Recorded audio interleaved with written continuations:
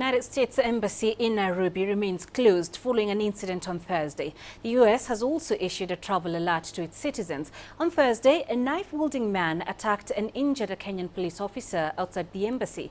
The man has been described as a criminal. He reportedly tried to force his way into the visa application gate. He pushed the officer before stabbing him around the face and shoulders. The officer responded by shooting the attacker and killing him. The suspect's motive is still unclear, but investigations are underway.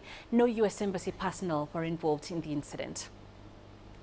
Also, CCTV's Jen Keo has been speaking to Kenyan police and following that story for us. She joins me in studio for the latest. Jen, what have we established so far about this incident? Do we know who this man was and what the motive was?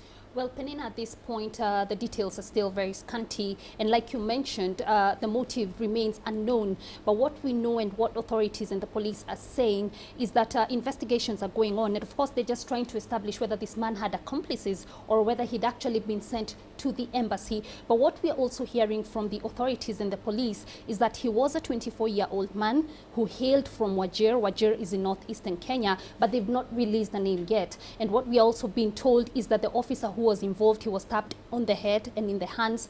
He's in good condition. He is recovering well. Like you mentioned there, he managed to shoot the assailant. He shot him twice and killed him. And of course, this is an incident, like you mentioned, that happened on the barrier that leads to the visa section at the embassy. And this is often heavily guarded, as you know, with the U.S. Embassy, which is situated right opposite the UNEP headquarters. Now, at this point, we do not know how far the investigations have gone or whether the FBI agents who are actually on the scene yesterday are involved in this in these investigations. But of course, it's an incident they are not taking lightly.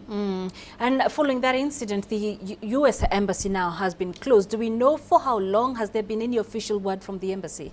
Well, the embassy has issued a statement, and of course, it's going to remain closed today. But they've said that emergency consular services will be going on for U.S. Citizens. Other operations have been suspended until probably on Monday. And they've also issued an alert, like you mentioned, and they've asked their citizens to remain vigilant. Of course, we still do not know whether this incident was terror-related, but the U.S. Embassy and U.S. officials are not taking it lightly, and understandably so, Penina. I mean, in 1998, the embassy here in Nairobi and in Tanzania was hit. We had about 200 people who were killed. And so the embassy officials, it has shaken, and raised a lot of concern to the U.S. officials and the embassy officials here. And by last evening, when we left the embassy, we did notice that security had actually been beefed up. And not to forget that this is an area that is heavily guarded. Like I mentioned, it's right opposite the UNEP headquarters.